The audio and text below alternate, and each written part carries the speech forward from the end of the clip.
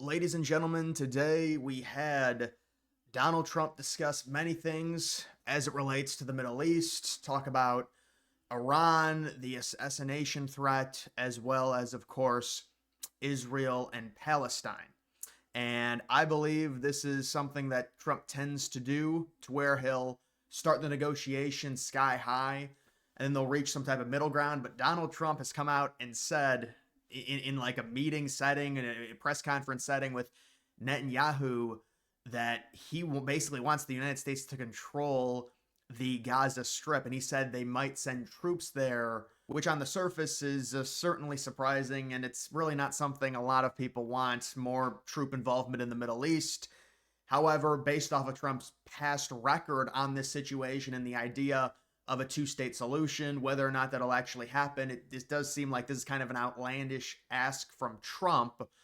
It is true right now the Gaza Strip is a total war zone. It needs to be refurbished in some way, but this does seem like more of a negotiation strategy than, oh yeah, we're going to send troops. And remember, Trump said some things like the taking Canada, and then he comes to an agreement in terms of the tariffs. He does a lot of this to threaten, and normally there's some type of middle ground. You've also got Trump coming out and talking about a retaliation plan if Iran ever assassinated him. And obviously anything that happens to Trump, if something happened to him, it'd be catastrophic times a million. But it's, no matter what happens, there's always going to be theories and stuff like that if something ever happened to him. But what Trump is saying here, if they ever did something, they would be obliterated, and that would be the end. He's left instructions for this if they did something. So obviously a threat, which is understandable if you're Trump. We've been hearing time and time again, especially during the election cycle, there were 2 assassination attempts against him. But there was always in like everyone's back of the head, there were these reports that Iran wanted Trump dead. And so we just pray that nothing happens in terms of that, because that is, no matter, if something happened to Trump just in general, it would be horrific. But yeah, that's another war in the Middle East if something happens there. I'm just telling everyone right now. But we hope nothing like that ever happens to Trump. Obviously, there'd be a lot of different problems in terms of that. You've got Trump on sending U.S. troops to Gaza. If it's necessary, we'll do that. We're going to take over that piece and we're going to develop it. So that's what Trump's saying. This is a common thing Trump does when it comes to negotiations. You start them really high, and this runs, opposite of what Trump has really said about finding a two-state solution and going that route. I would imagine, we want as little involvement in the Middle East as possible based on the United States history there, and there's very little to gain. When it comes to Palestine, if something were to happen, obviously the United States, in terms of supporting Israel, the message to Palestine is when you're governed by a terrorist organization, this is the result that's going to happen. It's going to be a big problem for you. So it's like, that's the thing with people simming for Palestine. It's like, there's a lot that I can't say, but, I saw the people outside. They hate Netanyahu. They're protesting. They're right outside the Capitol. They're in D.C. because Netanyahu visited with Trump. This was a funny thing that happened. It's basically Trump just refusing to answer a question on where the people of Gaza will be relocated. And it's a woman from, I think she said she was from Afghanistan, and Trump's like, I can't understand what you're saying. But it is kind of funny because I think Trump's playing it off, trying to not answer the question and saying that her voice is the reason why. Go ahead. Afghan suffered women as high expectation from you. Do you have any plan to change Afghanistan situation? Are you able to recognize Taliban? Because I'm an Afghan journalist. Afghan suffered women. Any comment about Afghanistan? What's your future plan for Afghan people, especially Afghanistan? I have a little hard time understanding you. Where are you from? Oh. Actually, it's a beautiful voice and a beautiful accent. The only problem is I can't understand a word you're saying. But I just say this, good luck. Live in peace. Good luck. Well, honestly, in that clip, I really couldn't understand her either. This clip is better in terms of understanding what she was saying, but she was talking about if Trump goes forward with this, the people that are going to be displaced, and, if the United States does go forward with something to where they end up annexing the West Bank and the Gaza Strip, there's going to be more animosity against the U.S. when it comes to a lot of Arabs. And, I mean, it's just something that the United States has always had. So we were trying to move away from that.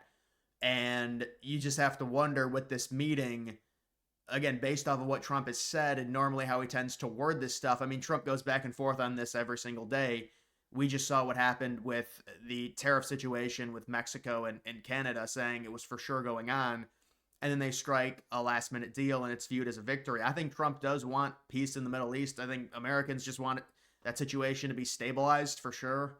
Obviously, if there's a lot of people that definitely do not like Israel. There's certainly Israelis that do not like Palestine, but most of the people in the middle are not that. We're just people that don't want the United States to be investing money or troops, especially troops, into the Middle East. And a very hazy request from Trump, which makes me believe that this is just the start of a potential negotiation, because you're requesting United States ownership of the Gaza Strip. Like, that's what it's, and then what would you give it to Israel, or would it be a joint ownership?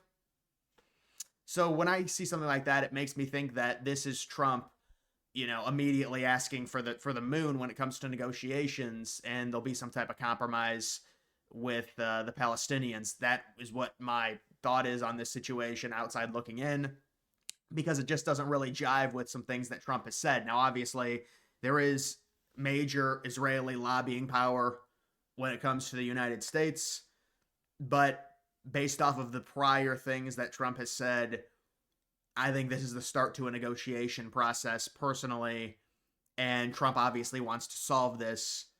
Whether or not they go through with this, I mean, there's going to be a lot of people that get displaced. There's going to be a lot of animosity.